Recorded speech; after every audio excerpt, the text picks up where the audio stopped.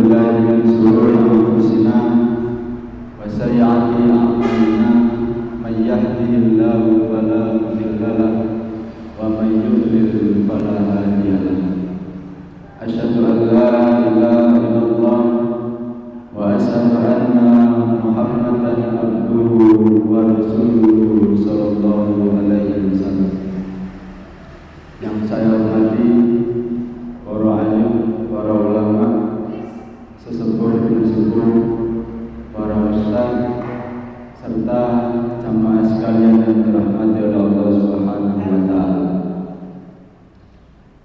Alhamdulillah, pada kesempatan kali ini marilah kita bersyukur kehadirat Allah Subhanahu wa taala yang mana sampai saat ini Allah Subhanahu wa taala masih memberikan kita nikmat sehat dan juga nikmat sempat. Dan terlebih Allah Subhanahu wa taala masih memberikan kita nikmat iman dan juga nikmat Islam. Rasulullah sallallahu alaihi wasallam mengatakan, nikmatan ma'mul bi makathirun nas as-sihhatu wal farah. Ada nikmat yang seringkali dilalaikan oleh manusia, yaitu nikmat sehat dan juga nikmat sempat. Lah bagaimana caranya agar kemudian kita mensyukuri daripada nikmat yang Allah Subhanahu wa taala berikan kepada kita. Kalau kemudian hari ini kita diberikan sehat, maka kita bisa melihat kepada orang-orang yang sakit misalnya. Jadi nek Bapak Ibu nek koper ya, jalan-jalan teng rumah sakit, melampah mawon, ya, sampai tingali wong-wong sing bareng teng rumah sakit niku, ya bahwasannya nikmat yang diberikan oleh Allah Subhanahu wa taala niku sangat luar biasa sekali. Dan yang kedua, kita hari ini masih diberikan nikmat sempat oleh Allah Subhanahu wa taala. Nek kober malih nggih saged kula lan panjenengan sami niki ziarah kubur. Kita lihat orang-orang yang berbaring di kuburan yang sudah mendahului kita, disampaikan di dalam Al-Quran, orang yang di dalam kubur niku nyesel. Mereka mengatakan, laula akhartani ila ajalin qarib fa asaddaqa wa akum minas sholihin. Seandainya engkau ya Allah dapat memundurkan sedikit ajalku, maka aku akan bersedekah dan aku akan menjadi orang-orang yang baik.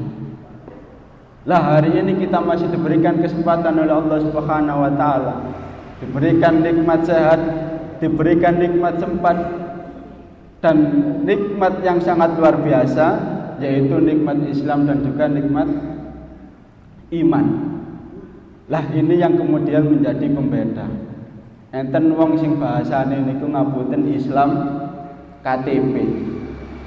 KTP ini mawon Islam, tapi perbuatannya mboten enten Islami sama sekali.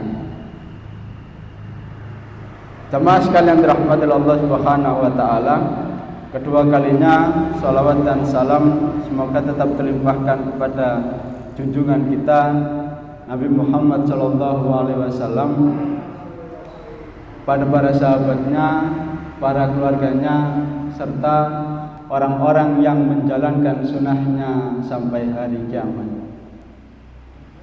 Bapak-bapak, ibu-ibu, kula sakderenge ngapunten.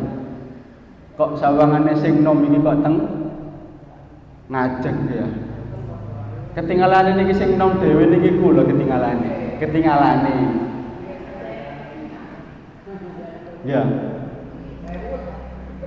Jadi kalau mohon izin barangkali ada yang saya sampaikan mungkin kurang berkenan atau mungkin ada yang salah, nanti monggo saged diingatkan.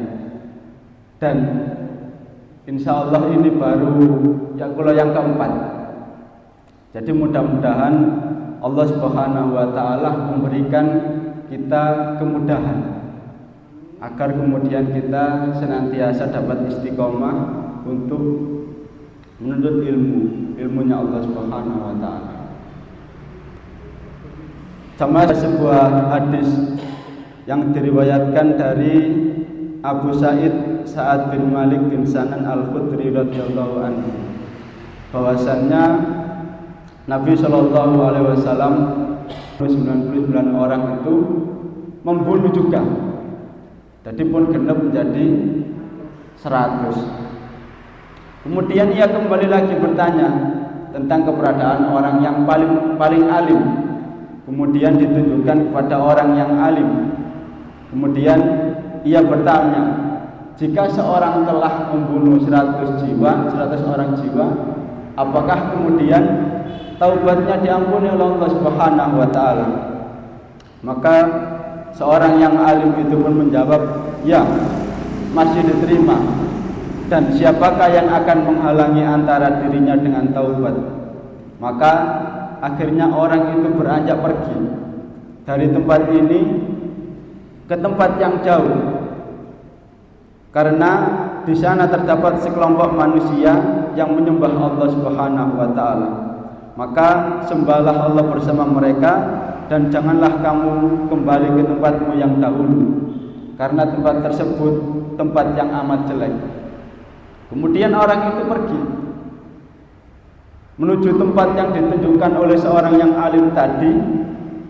Ketika sampai di tengah perjalanan, jadi pun melaku pun oleh separuh perjalanan, orang itu kemudian dihampiri oleh maut atau kematian. Jadi orang ini niate taubat teng desa sebelah, pas melampah teng desa sebelah niku meninggal. Akhirnya terjadilah perselisihan antara malaikat rahmat dan juga malaikat azab. Malaikat rahmat mengatakan, orang ini datang dalam keadaan bertobat menghadap hatinya kepada Allah Subhanahu wa Ta'ala. Namun malaikat azab berkata, orang ini belum pernah melakukan kebaikan sedikit pun. Lalu datanglah malaikat lain dalam bentuk manusia. Mereka pun sepakat untuk menjadikan malaikat ini sebagai pemutus perselisihan antara mereka. Jadi ketika orang yang meninggal ini tadi niku dijadikan perselisihan. Jadi malaikat azab dan malaikat rahmat niku berselisih. Yang malaikat rahmat mengatakan, orang ini karena ingin mencabut nyawanya, dia dikatakan bahwasanya orang ini ingin bertaubat kepada Allah Subhanahu wa Ta'ala. Tapi malaikat azab dia berargumen, lah orang ini tidak pernah sama sekali melakukan orang ini.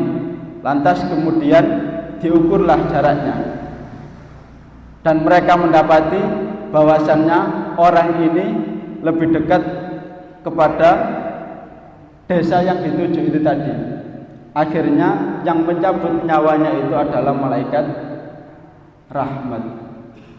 Bapak Ibu sekalian dirahmati Allah Subhanahu wa Ta'ala, maka dari kisah ini kita dapat mengambil beberapa faedah.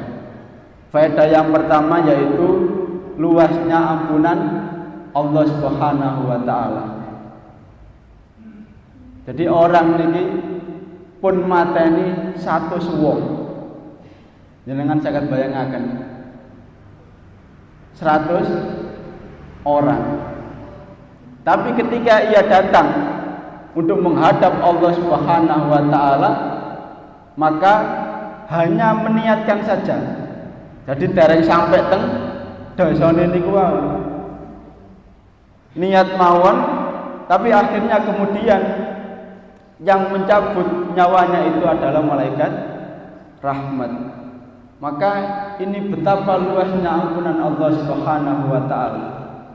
Rasulullah sallallahu alaihi wasallam menyampaikan Allah Subhanahu wa taala berfirman, "Wahai anak Adam, sesungguhnya jika engkau menyeru dan mengharap padaku, maka pasti aku ampuni dosa-dosamu tanpa aku pedulikan."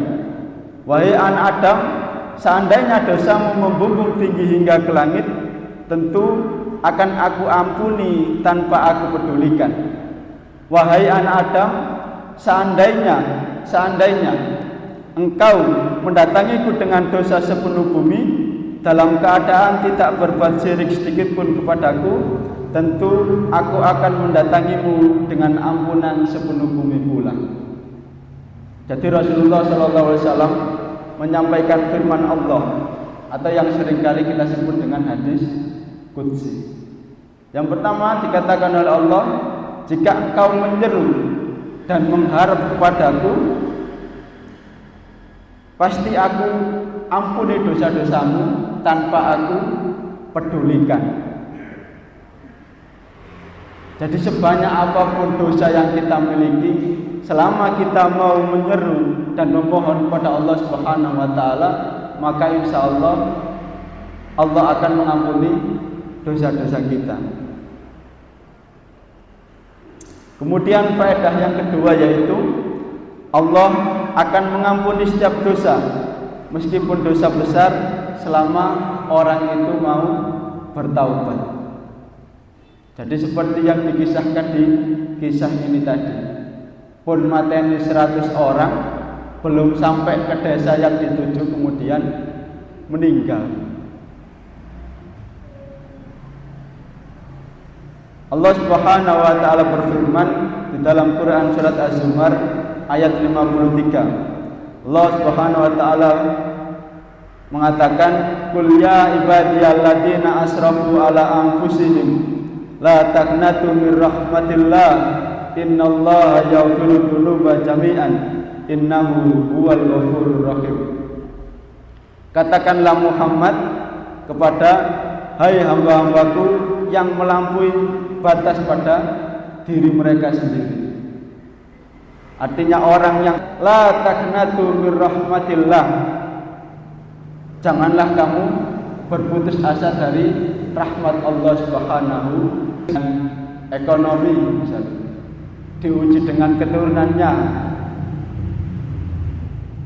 dan disampaikan di ayat ini, la taqnatu mir rahmatillah, janganlah berputus asa dari rahmat Allah Subhanahu wa taala. Kadang-kadang aku tenek kula lan panjenengan sedaya niki kena masalah. Kadang-kadang niku emosi niku kemudian tidak terkontrol. Nggih sing muring-muring, nggih sing bahkan mungkin melakukan kejelekan atau bermaksiat kepada Allah Subhanahu wa taala. Enten yang bahkan sampai tidak kuat, boten kuat kali ujian kehidupan sampai bunuh diri. Kata napa boten sakniki ngenten iki? Ya, bening ngali berita-beritane nggih. Enten sing bunuh diri, enten sing mateni bojone ya. Yang kemarin masih fresh beritane, enten wong sing bagian napa niki? Nagih ya terus bikin koperasi niku dibunuh. Ya, padahal pun bahasane niku pun disili duit, tapi mboten dibalakaken malah dibunuh. Padahal nek kelolaan panjenengan saya pun semerap. Allah mengatakan la yukallifullahu nafsan illa wus'aha. Allah Subhanahu wa taala tidak menguji atau tidak memberikan beban kepada hambanya melainkan dengan kesanggupannya. Tapi nggih mboten muru-muru pengen omah, tak tuku omah sing gede. Kan Allah tidak menguji hambanya melainkan dengan kesanggupannya. Jadi yang ini kemudian perlu kita perhatikan. Dan kita juga tidak terlepas dari yang namanya ujian. Dengan ujian itu tadi bukan bermaksud Allah Subhanahu wa taala niku boten seneng teng kula lan panjenengan sami. Tapi tujuan Allah Subhanahu wa taala memberikan ujian itu supaya kita lebih dekat kepada Allah Subhanahu wa taala. Kadang-kadang nek wong boten diuji niku kadang-kadang nggih lali teng pangerane. Ada yang kemudian sahabat Nabi Muhammad sallallahu alaihi wasallam yang bernama Sa'labah. Jadi Sa'labah niku ketika selesai sholat niku langsung wangsul. Setiap hari seperti itu. Jadi mantun sholat langsung wangsul, mantun sholat langsung. Rasulullah, wahai Sa'labah, kenapa engkau selalu terburu-buru ketika selesai sholat? Kemudian Sa'labah mengatakan, baju atau pakaian yang saya gunakan untuk sholat ini, saya buru-buru pulang ke rumah itu karena ingin digunakan istri saya. Jadi pakaian Sa'labah itu gantian kali bojone. Akhirnya kemudian Sa'labah memohon kepada Rasulullah. Sa'labah memohon untuk didoakan agar menjadi orang yang kaya. Tapi mboten diijabahi oleh Rasulullah. Kemudian di hari yang kedua Sa'labah ngomong malih teng Rasulullah, pengen didangaken sebagai orang yang kaya. Rasulullah mengatakan bahwasannya pada intinya bahwasannya lebih baik engkau seperti ini, akan tetapi engkau dekat kepada Allah Subhanahu wa taala.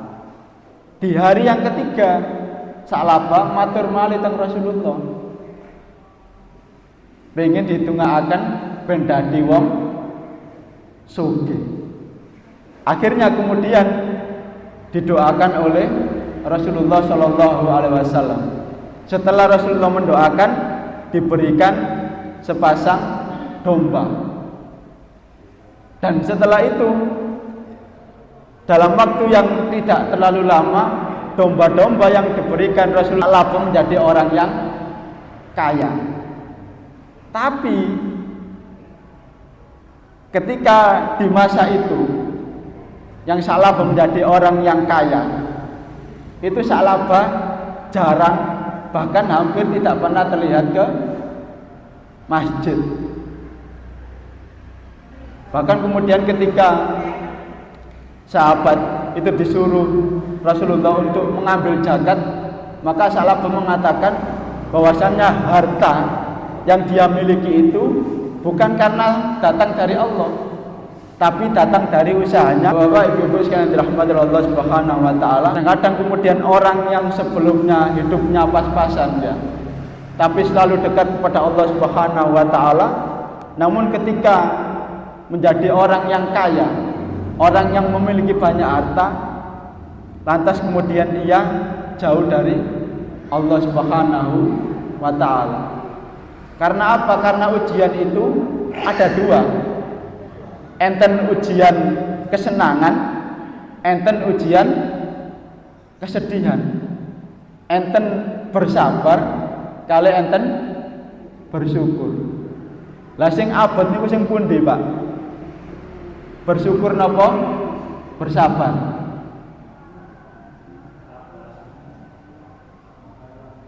Sabar napa syukur? Sabar. Nggih, sabar napa syukur?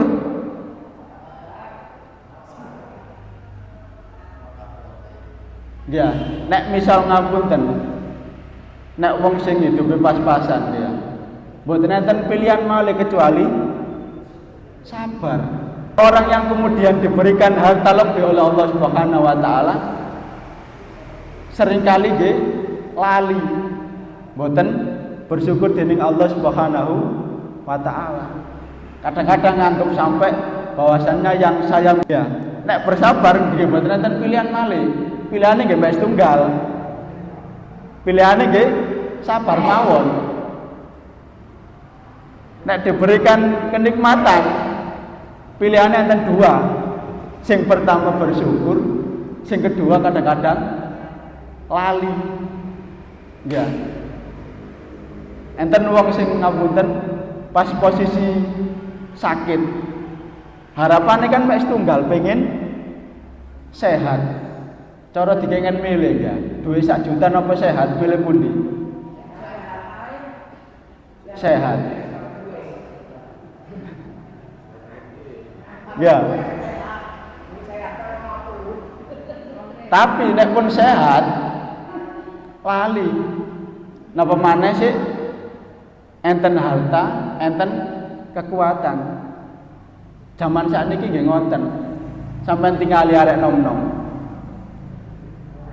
Mlebet teng masjid niku gratis napa bayar?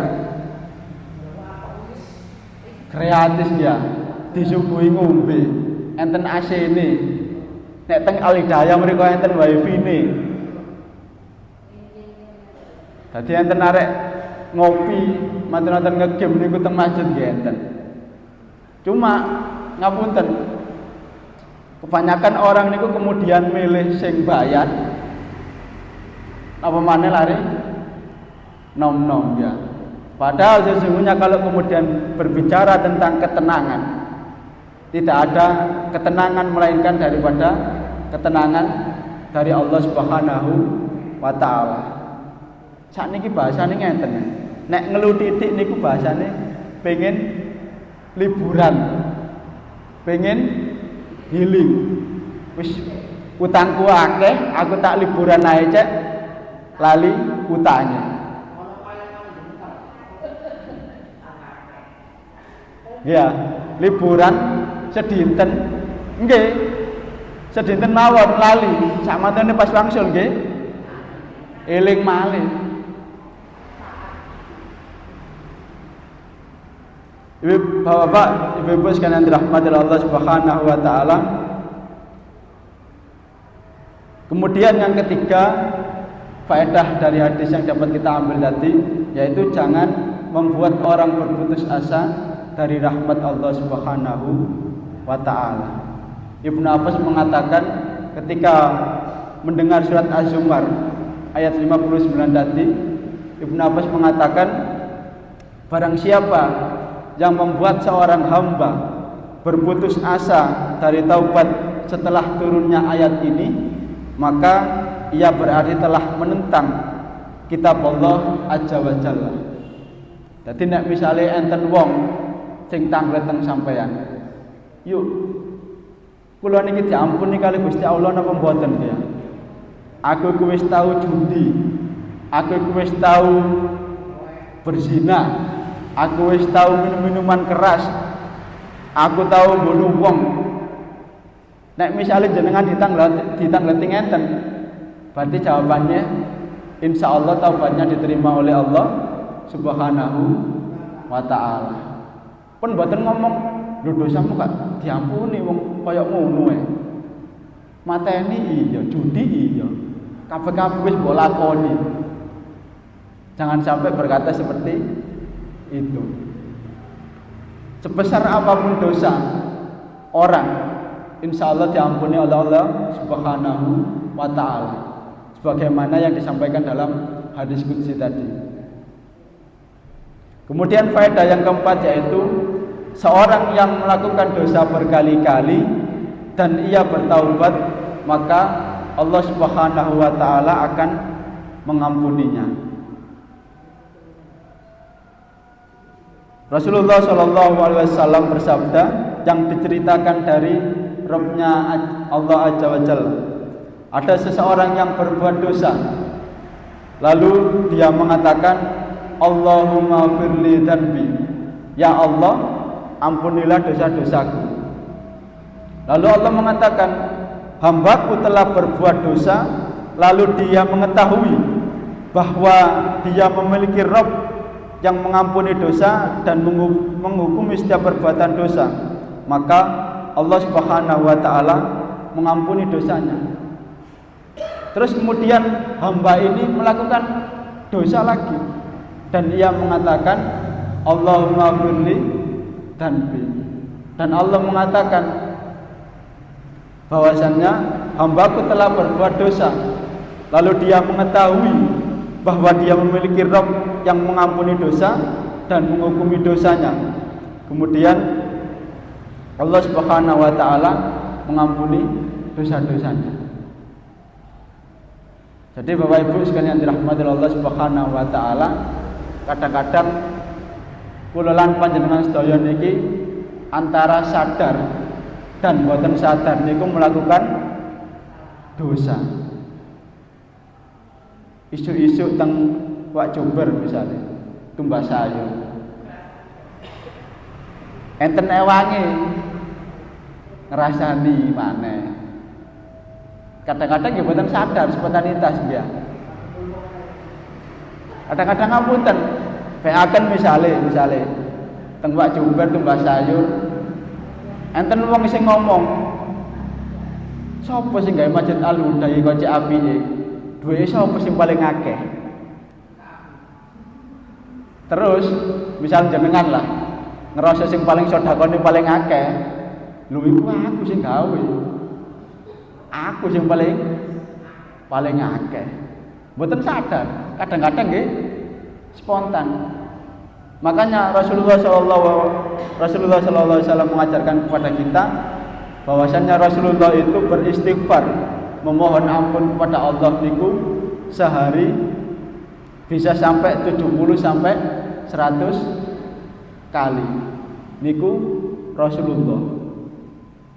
Nek kula lan panjenengan sedaya nggih nek saged nggih lebih pun istighfar dikaos dinten iki. Paling nek selesai sholat. Jadi itu yang kemudian harus kita jadikan patokan dalam sehari-hari. Kadang-kadang gini gua boten sadar nglampahi dosa. Mantun sholat istighfar, wangsul dugi sholat istighfar, tengak-tengok teng griya istighfar.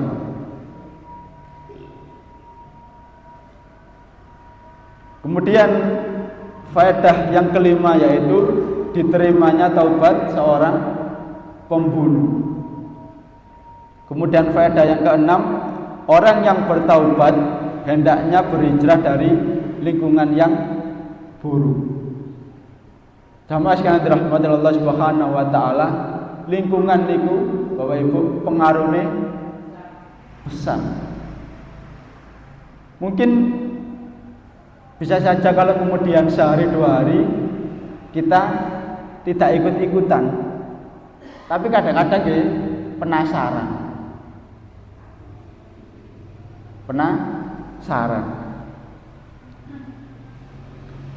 Berbeda juga dengan ketika lingkungan yang ada di pesantren, kali lingkungan yang ada di lingkungan sekolah. Kalau pesantren dengan dirutinkan sholat sunnah, sholat 5 waktu, sholat tahajud dan sebagainya. Sampai nek misale boten nglampahi Bu ya. Misal boten nglampahi sholat tahajud. Niku krasa eman. Soalnya sudah menjadi kebiasaan. Nek teng griya nggih kadang-kadang soalnya boten enten ewange atau mungkin lingkungannya tidak mendukung, kadang-kadang nggih abot. Nggih nek teng pondok enten ewangi kata, enten sing ngarahna dan sebagainya.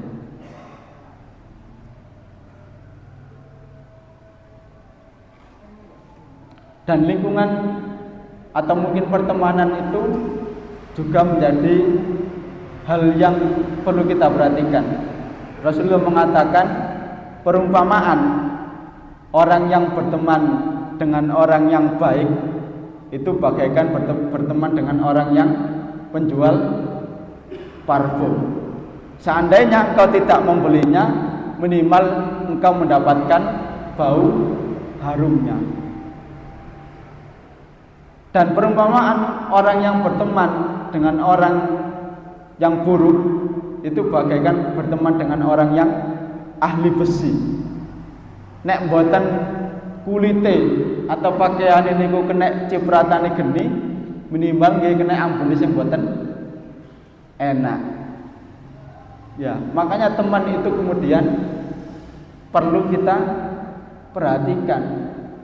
Nek misale kula lan panjenengan sedaya saged mempengaruhi orang untuk berbuat baik, nggih monggo. Tapi nek kemudian ngerasa wis timbangan aku gak katutan, wis mending aku tak ngali.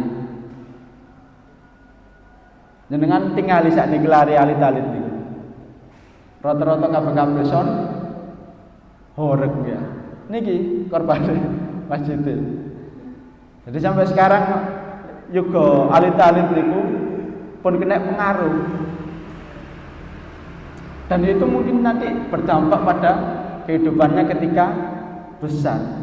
Karena memori seorang anak waktu kecil itu sangat mudah ingat, bahkan bisa dilakukan sampai dewasa. Kemudian faedah yang ke-8 adalah 99 orang niku tangleteng orang yang ahli ibadah. Tanglet napa tepati diterima oleh Allah Subhanahu wa taala. Ternyata dijawab boten. Tapi ketika bertemu dengan orang yang alim, orang yang paham agama, orang itu dikatakan bahwasanya taubatnya diterima oleh Allah Subhanahu wa taala. Bapak Ibu sekalian dirahmati oleh Allah Subhanahu wa taala, dan perlu ketika kita menjalankan apa yang Allah Subhanahu wa taala perintahkan, itu kita harus tahu apa yang kemudian menjadi dasar untuk melakukan. Salat subuh misalnya. Misalnya salat subuh niku didamel 3 rakaat niku angsal napa mboten? Mboten. Mergane napa mboten enten dasare. Kan enak tambah rakaat tambah kata, pahalane tambah kata. Tapi bahasanya itu tadi dasarnya tidak ada.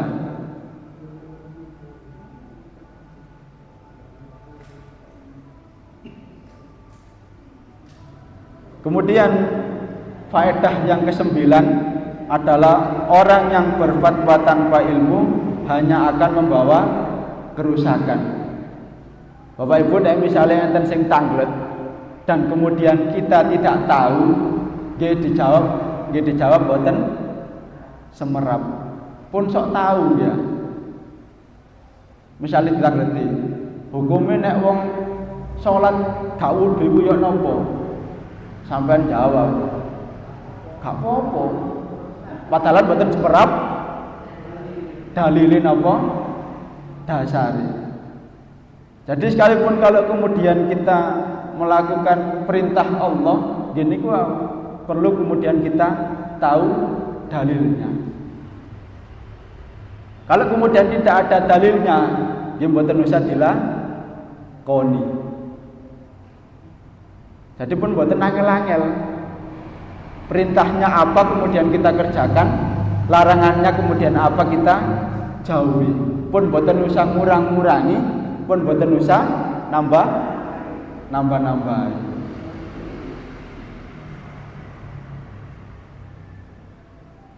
Niki sampai jam pinten?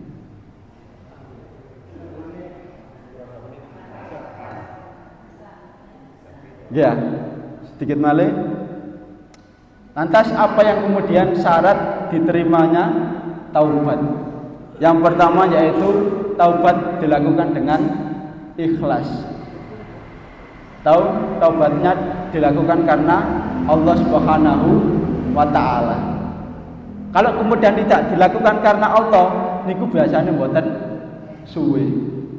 Enten wong niku bahasane pengin ngerabi anake wong, cek ketinggal alim kali calon maratuwane, muru-muru tumut salat. Pas barang kemudian ketika melamar terus kemudian boten ditompo, boten diterima, bisa jadi orang itu kemudian boten sholat malih. Soalnya nopo? Niatnya bukan karena Allah Subhanahu wa ta'ala, niatnya karena yang lain.